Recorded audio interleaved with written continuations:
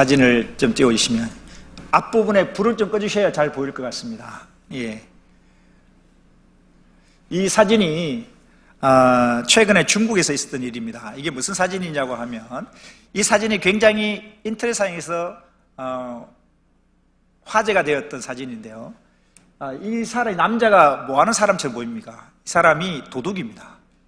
도둑인데, 이 여자가 고객인데, 이 고객의 지금 화면이 우리가 흐려서 지금 잘 안 보이는데, 이 고객의 핸드백 가방을 계속해서 노려보고 이 여자 주변에 빙빙 도는 겁니다.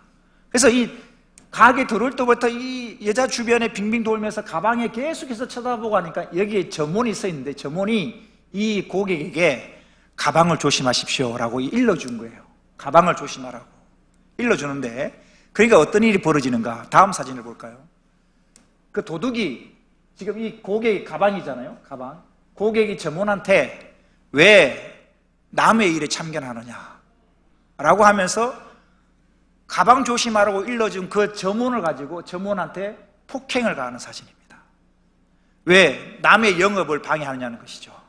내가 지금 영업 중인데 왜 방해를 하느냐. 그래서 점원한테 폭력을 가하는 이 사진인데, 왜 이 사진이 인터넷에 뜨냐면, 이렇게 도둑이 대낮에 자기가 도둑질 하는데 일러줬다고 방해한다고 이 점원을 패는데, 폭력을 가하는데, 옆에 있는 사람들이 그 누구도 말리는 사람이 없고 구경만 하더라는 겁니다. 손님들도, 다른 가게의 점원들도 도둑이 점원을 폭행을 하는 이 사건을, 이 폭행을 하고 있음에도 불구하고 그 누구도 참견을 하지 않고 그 누구도 앞서서 말리는 사람이 없더라는 겁니다. 옛날에는 여러분 도둑을 뭐라고 불렀습니까? 옛날에는 도둑을 밤손님이라고 불렀습니다. 좀 친근감이 있죠. 반갑지 않은 손님인데 밤손님이라고 부릅니다. 도둑을 왜 밤손님이라고 하냐면, 밤에 찾아오거든요. 밤에 몰래 찾아오거든요.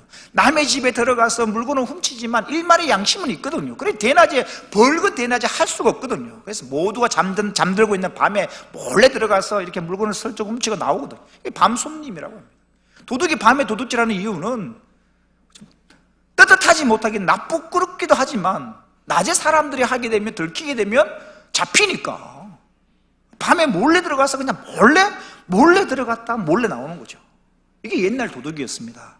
근데 요즘은 그렇지 않습니다. 요즘 도둑은요, 밤에 잠잡니다. 낮에 일합니다. 낮에 도둑질하고 낮에 강도질을 합니다.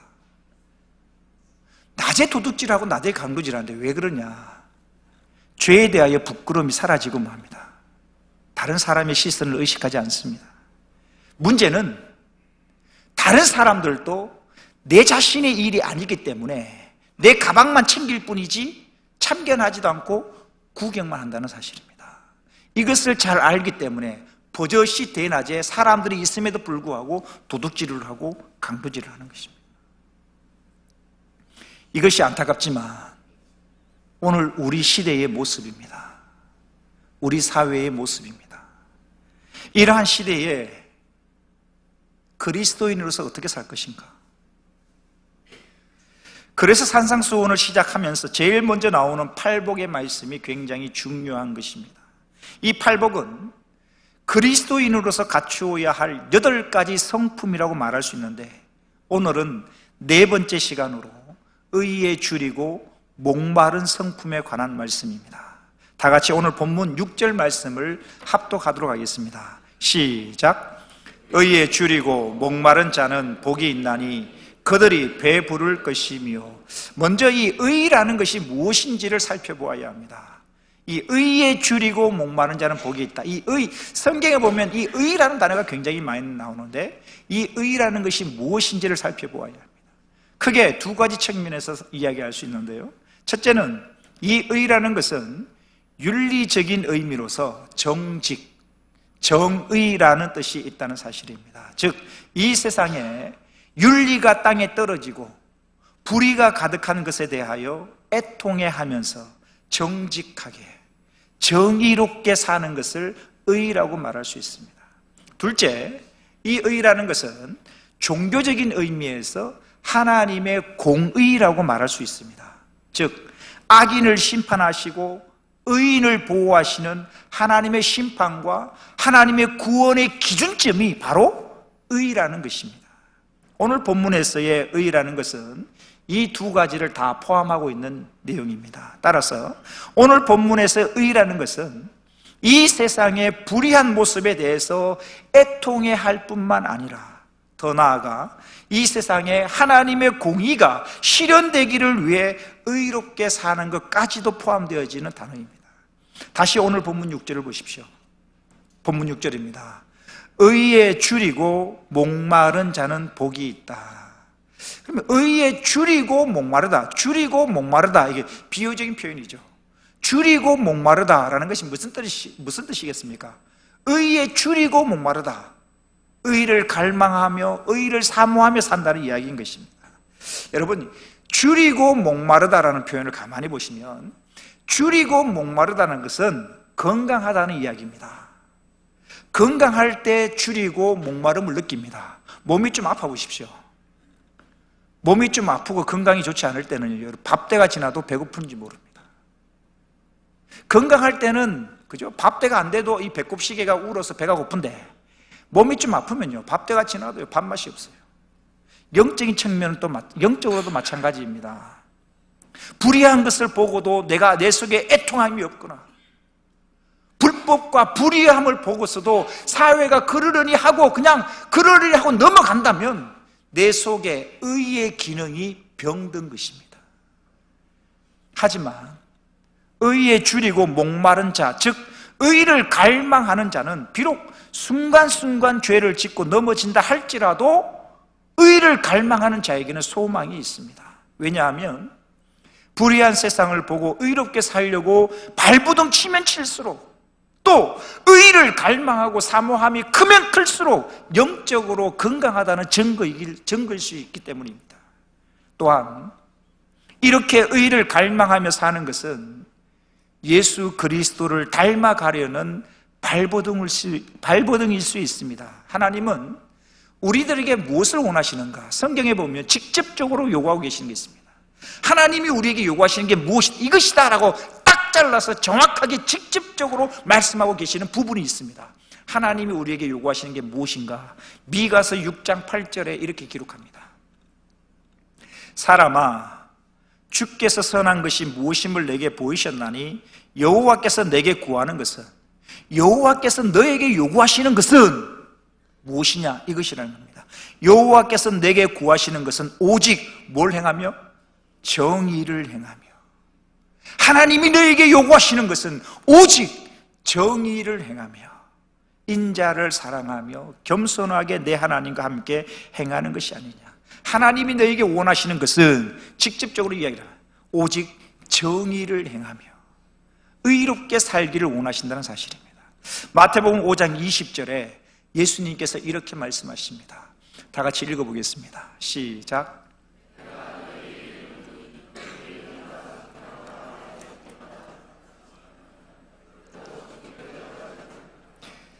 마태복음 5장 20절 산상수훈의 말씀인데요, 나중에 살펴보겠습니다만은 예수님이 직접 하신 말씀입니다. 내가 너희에게 이르노니, 예수님이 제자들에게 말씀하십니다. 내가 너희에게 이르노니 너희 의가 내가 서기관과 바리새인 그렇게 얕잡아보고 외식주의다라고 얘기하는 그 서기관과 바리새인보다 의가 더 낫지 못하면 결단코 천국에 들어갈 수 없다고 주님이 단언지어서 말씀하고 계십니다. 창세기 18장에 보면 하나님과 아브라함이 대화하는 모습이 나오는데요, 소돔과 고모라를 멸하시는 중에서 하나님께서 정확히 의를 요구하고 계심을 말씀하고 계십니다. 한번 볼까요? 창세기 18장 20절 이하입니다. 여호와께서 또 이르시되 소돔과 고모라에 대한 부르짖음이 크고 그 죄악이 심히 무거우니, 소돔과 고모라를 멸하실 때의 일입니다. 21절입니다. 내가 이제 내려가서 그 모든 행한 것이 과연 내게 들린 대로 부르짖음과 같은지 그렇지 않은지 내가 보고 알려 하노라. 그 사람들이 거기서 떠나 소돔으로 향하여 가고 아브라함은 여호와 앞에 그대로 섰더니, 자, 이제 아브라함과 하나님과의 대화가 시작되어집니다. 23절을 가만히 보십시오. 아브라함이 가까이 나아가 이르되 주께서 의인을 악인과 함께 멸하려 하시나이까. 지금 소돔과 고모라 성을 멸한다고 하니까 그 소돔과 고모라에 누가 삽니까? 자신의 조카 롯이 살고 있거든요. 그래서 이 아브라함이 항의하는 겁니다. 하나님, 의인을 악인과 함께 멸하시려고 합니까? 그 다음 보십시오. 24절. 그 성 중에 의인 50명이 있을지라도, 의인 50명이 있을지라도 주께서 그것을 멸하시고 그 50의인을 위하여 용서하지 아니하시리까? 그 다음 25절에 보면 이 아브라함이 하나님의 성품에 대해 정확하게 이야기를 하는데요, 주께서 이같이 하사 의인을 악인과 함께 죽이시면 부당하오며. 소돔과 고모라를 멸하는데 하나님이 그 악인을 죽일 때 의인을 함께 멸하시는 것은 부당하오며 의인과 악인을 같이 여김도 부당하니이다. 세상을 심판하시는 하나님이 정의를 행하실 것이 아닙니까? 라고 아브라함이 하나님께 항변을 합니다. 하나님, 세상을 심판하시는 하나님이 정의를 행하셔야 되는데 의롭게 사는 의인을 악인과 함께 멸하신다는 것은 이 부당한 일입니다. 하나님의 성품과 맞지 않습니다라고 따집니다. 이 아브라함의 말에 하나님도 할 말씀이 없습니다. 아브라함의 말이 맞는 말이거든요. 의인을 악인과 함께 멸할 수 없거든요. 공의로우신 하나님, 의를 행하시는 하나님이 의인을 악인과 함께 멸할 수가 없거든요. 아브라함의 이 말에 하나님도 이렇게 인정을 하십니다. 그래서 하나님이 이렇게 말씀하시죠. 26절입니다. 여호와께서 이르시되 내가 만일 소돔 성읍 가운데서 의인 50명을 찾으면 그들을 위하여 온 지역을 용서하리라. 그래, 네 말이 맞다. 내가 그 땅에 의인 50명이 있으면 내가 그 성을 용서하리라. 심판하지 않겠다. 무슨 말이겠습니까? 그 성읍에, 그 도시에 하나님 찾으시는 의인 50명이 없다는 이야기입니다. 그러니 아브라함이 한 발 양보해서 또다시 구합니다. 27절입니다.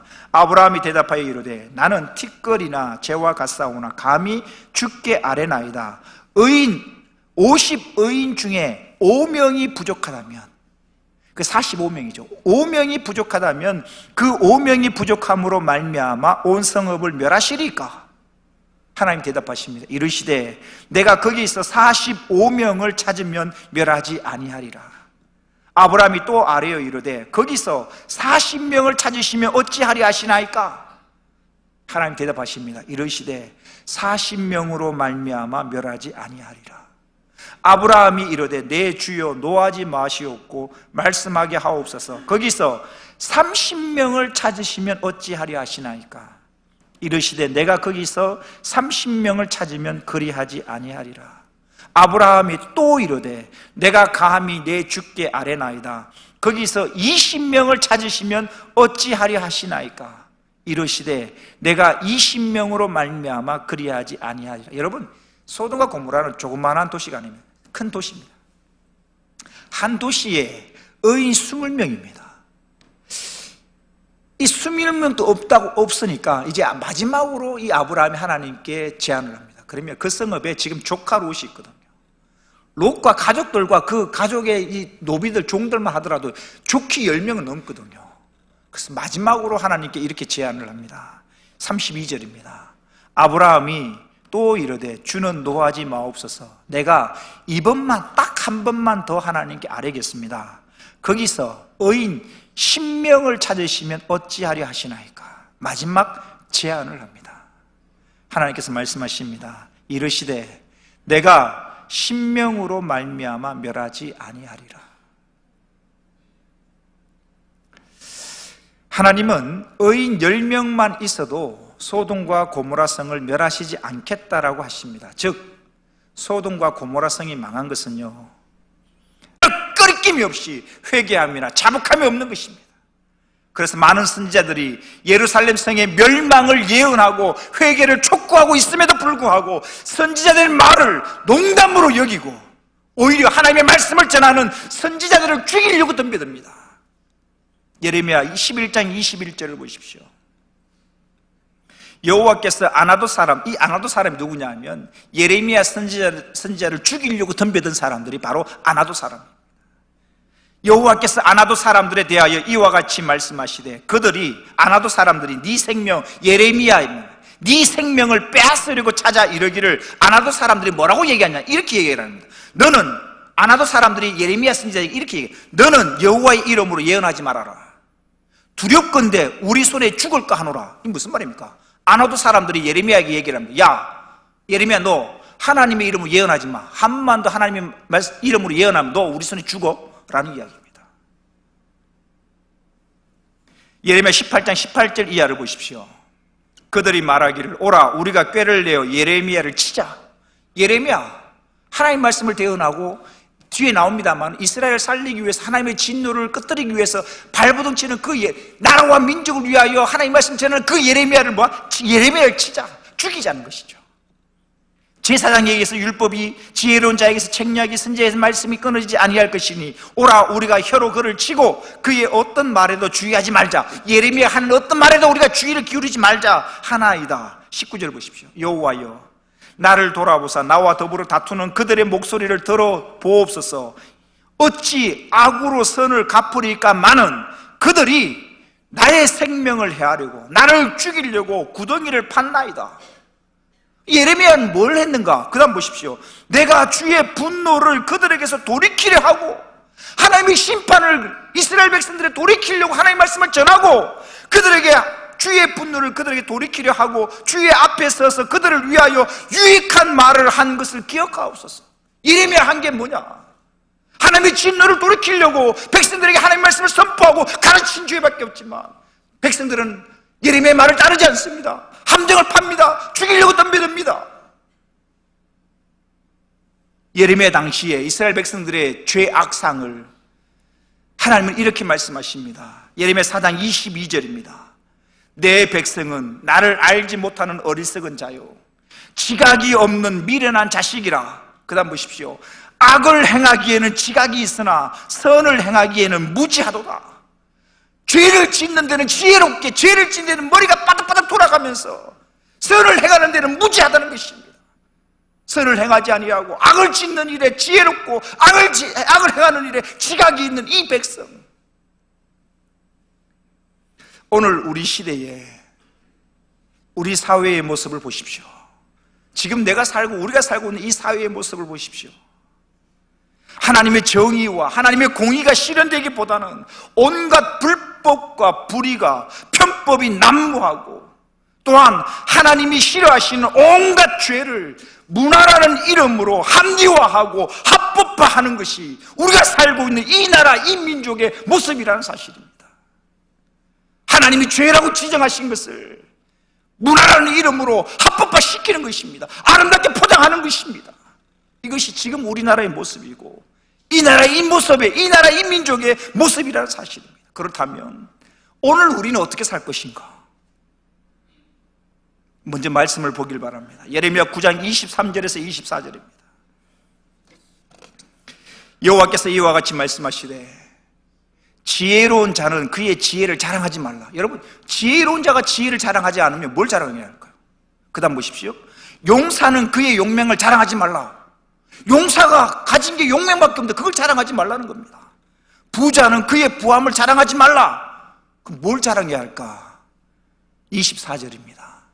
자랑하는 자는 이것으로 자랑할지니 곧 명철하여 나를 아는 것, 하나님을 아는 것을 자랑하라는 것입니다. 나를 아는 것과 나 여호와는, 그 다음 하나님이 어떤 모습인가 잘 나오는데요, 나 여호와는 사랑과 정의와 공의를 땅에 행하는 자인 줄 깨닫는 것이라. 자, 세상의 지식과 정보가 홍수처럼 쏟아지고 있는 이때에 우리가 무엇보다 먼저 우리는 하나님을 알아야 합니다. 하나님을 아는 것이, 여호와 하나님을 아는 것이 모든 지혜와 지식의 근본이 되기 때문입니다. 그러면 하나님은 어떤 분이신가? 예레미야 9장 24절에 정확히 나옵니다. 하나님은 어떤 분이신가? 이 땅에 사랑과 정의와 공의를 이 땅에 행하시는 분이다라고 예레미야 9장 24절에 기록하고 있습니다. 하나님의 사랑과 공의, 하나님의 사랑과 공의, 어쩌면 대조되고 반대되는 개념일 수 있는데 이 사랑과 공의가 동시에 나타난 사건이 있습니다. 바로 예수 그리스도의 십자가 사건입니다. 예수님의 십자가는 사랑입니다. 하나님의 사랑입니다. 죄의 삭은 사망이다라고 성경이 기록합니다. 그래서 저와 여러분의 죄의 결과가 뭐냐? 저와 여러분의 죄로 인하여 저와 여러분이 죽어야 합니다.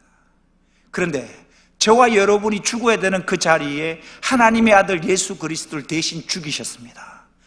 저와 여러분을 살리시려고 대신 하나님의 아들을 죽이셨습니다. 이것이 하나님의 사랑입니다. 십자가는 하나님의 사랑입니다. 그런데요, 십자가는 하나님의 사랑만 나타내는 게 아닙니다. 십자가는 하나님의 사랑이요 또한 하나님의 공의를 동시에 나타내는 것입니다. 만약에 하나님이 공의로우신 분이 아니었고 사랑의 하나님이었다면 굳이 예수님을 십자가에 죽이실 필요 없습니다. 사랑의 하나님이시기만 한다면 굳이 예수님이 십자가를 질 필요 없습니다. 어떻게 해요?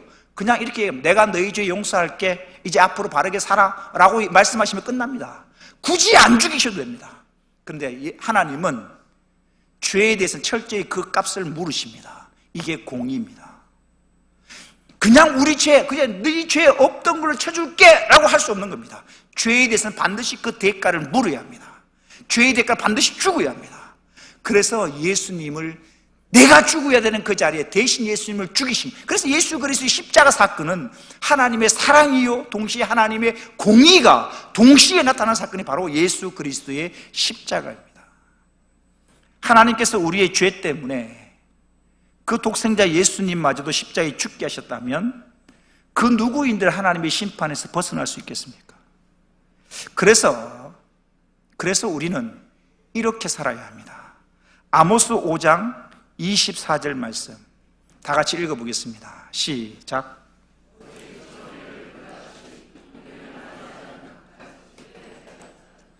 오직 정의를 물같이 공의를 마르지 않는 강같이 흐르게 할지어다. 어디에? 이 나라 이 민족 사회 가운데, 이 사회 가운데 불법이 난무하고 불의가 판을 치고 편법이 난무하는 이 세상 속에서, 이 사회 속에서 하나님의 정의를 물같이 흐르고 하나님의 공의를 마르지 않는 강같이 흐르게 해야 할 책임이 오늘 저와 여러분에게 있다는 사실입니다. 사랑하는 성도 여러분, 먼저 이 자리에 있는 저와 여러분이 불의한 세상과 타협하는 자가 아니라 의를 갈망하며 의로운 삶을 살아야 합니다. 더 나아가서 이 나라, 이 민족 위에 하나님의 정의가 물처럼 하나님의 공의가 강같이 흐르기를 위해 기도할 수 있는 저와 여러분 되시기를 주의 이름으로 축원합니다. 다시 오늘 본문 6절 말씀을 보십시오. 의에 줄이고 목마른 자는 복이 있나니 그들이 배부를 것이며. 의에 줄이고 목마른 자, 의를 추구하고 의를 갈망하며 의를 사모하며 사는 자가 복이 있는데 어떤 복이 있는가? 그렇게 의를 추구하며 사는 자가 뭐요? 복이 있는데 그들이 배부를 것이며. 이때 배부르다는 것은요 단순히 허기를 면할 정도의 그런 게 아니라 이때 배부르다는 것은 차고 넘치는 수준을 말하는 것입니다. 예를 들면 이런 거죠. 오병이어 때 예수님이 그 백성들에게 어떻게 먹이시는가? 간신히 요기를 면할 정도가 아니라 오병이의 기적 때 성경은 이렇게 기록합니다. 요한복음 6장 11절 12절 보십시오. 예수께서 떡을 가져 축사하신 후에 앉아있는 자들에게 나눠주시고 물고기도 그렇게 그들의 뭐대로 주시니? 원대로 주시니. 그렇죠? 덩치가 큰 사람은 뭐 보리떡 한 개 갖고 배부르겠습니까? 보리떡 10개를 먹을 수 있고, 그죠? 물고기를 10마리 먹을 수 있는 거야. 그들이 먹고 싶은 대로 원대로 주신 것입니다. 먹고 싶은 대로 원하는 대로 다 주신 것입니다. 그래서 12절에 나오죠. 그들이 뭐한 후에? 배부른 후에. 이게 차고 넘쳐서 찌끄러지 하나라도 더 먹을 수 없을 정도 차고 넘치는 상태, 이게 배부른 상태인 것입니다. 의를 추구하고 의를 갈망하고 의롭게 살려고 발버둥 치는 자에게 하나님은 이렇게 차고 넘치는 배부른 축복을 주신다라고 성경은 기록하는 것입니다. 볼까요? 시편 107편 9절에 이런 말씀이 있습니다. 그가 사모하는 영혼에게 무엇을 주시며? 만족을 주시며 줄인 영혼에게 좋은 것으로 뭐 하신다? 채워주시미로다. 시편 34편 10절입니다. 젊은 사자는 궁핍하여 줄일지라도 여호와를 찾는 자는 모든 좋은 것에 뭐가 없다? 부족함이 없으리로다. 시편 23편 1절입니다. 여호와는 나의 목자신 내게 뭐가 없다? 부족함이 없으리로다. 마지막으로 시편 23편 5절에 다 같이 읽겠습니다. 시작. 주께서 내 원수의 목전에서 내게 상을 차려주시고 기름을 내 머리에 부으셨으니 내 잔이 넘치나이다. 오늘 본문에서 의를 추구하고 의롭게 살려고 발버둥 치는 자가 배부를 것이다 라는 말이 바로 넘치는 축복입니다. 부족함이 아니라 넘치는 축복. 세상의 가치관에 따라 살지 않고 하나님의 의를 따라 사는 자가 복이 있는데 그들이 배부를 것이다 라는 것입니다. 즉 육체를 위해서 필요한 것뿐만이 아니라 영적인 측면에서 필요한 모든 것까지도 하나님은 부족함 없이 풍성히 채워주신다는 것입니다. 말씀을 마칠까 합니다. 세상에는 애인의 사랑에 목말라 하고 또는 물질을 얻는 데에 온갖 노력을 다하고 또는 세상의 영광과 명예를 얻고자 모든 것을 희생하는 자들이 많이 있습니다. 그러나 눈에 보이지는 않지만 하나님이 인정하시는 의를 찾고 구하는 이들은 적은 것 같습니다. 말로는 진리를 사랑한다 말합니다. 말로는 선과 의를 사랑한다고 하지만 실제의 삶은 그렇지 못한 것이 어쩌면 우리의 모습일지도 모릅니다. 그래서 눈에 보이는 어떤 것을 소유하려고 할 뿐이지 하나님이 원하시는 의를 추구하며 사는 이들은 예레미야 시대에도 적었고 오늘 우리 시대에도 그리 많지는 않을 것입니다. 그러나 성경을 보면 신앙의 인물들은 세상의 어떤 것을 소유하기보다 하나님의 의를 추구하는 삶을 살았음을 우리는 알 수가 있습니다. 모세를 한번 보십시오. 모세는 편하게 살 수 있는 길이 있었습니다. 바로의 공주의 아들로 살면 됩니다. 하지만 모세는 바로의 아들이라는 특권을 포기하고 고난받는 하나님의 백성 편에 서게 됩니다. 이러한 모세의 행동은 하나님의 의를 추구한 것입니다. 또한 다윗도 보십시오. 사울 왕이 시기와 질투의 누님으로 부당하게 다윗을 죽이려고 합니다.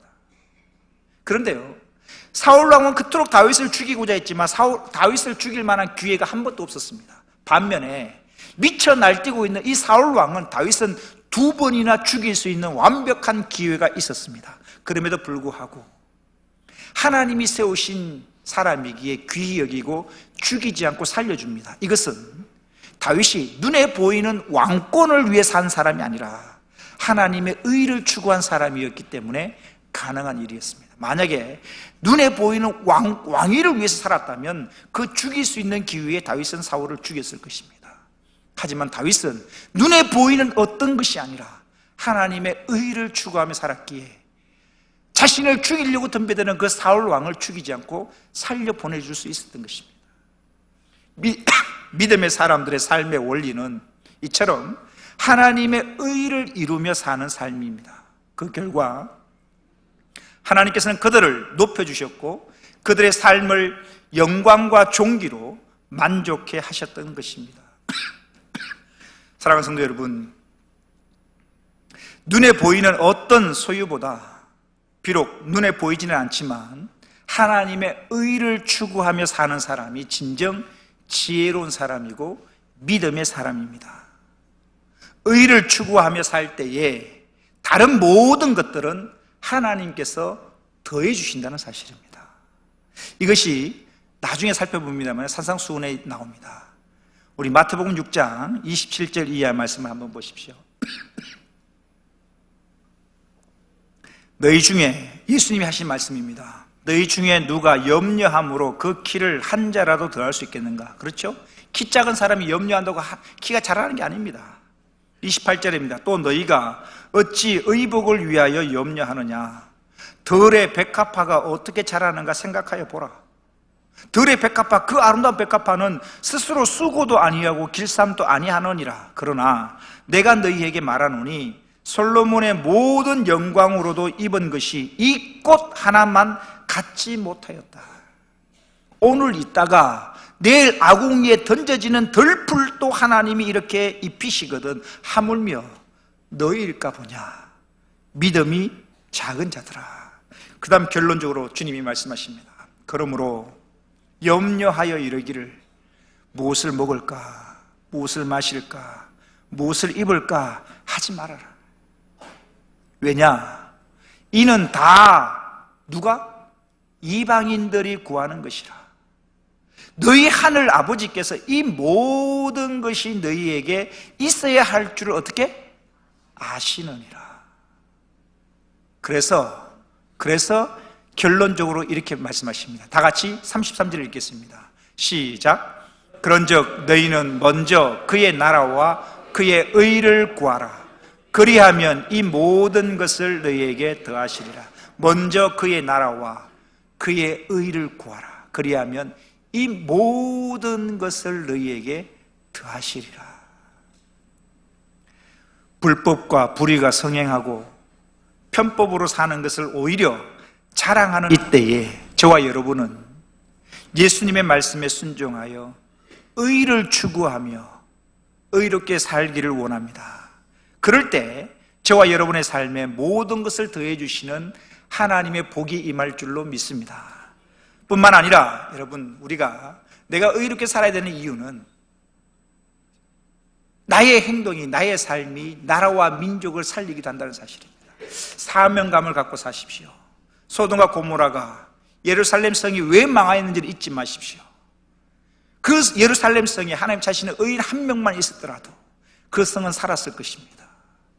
이 자리에 예배드리는 저와 여러분이 의를 추구하고 의에 목말라 하고 의에 줄이고 의를 추구하고 의를 갈망하며 산다면 저와 여러분 때문에 우리가 매주일 외치는 나라와 민족을 살리는 교회, 다른 게 아닙니다. 예루살렘 성에 하나님이 원하시는 의인 한 명이 있었다면 예루살렘 성이 살았던 것처럼, 소돔과 고모라에 하나님 찾으시는 의인 10명만 있었다면 그 성이 살았던 것처럼, 저와 여러분이 하나님의 말씀대로, 하나님의 공의대로, 하나님의 의대로 살아간다면, 그렇게 하나님 찾으시는 의인이 저와 여러분이 되어진다면 저와 여러분 때문에 이 나라, 이 민족이 살아나는 역사가 나타날 줄로 믿습니다. 저와 여러분이 하나님 찾으시는 그 의인이 되기를 주의 이름으로 축원합니다. 기도하겠습니다.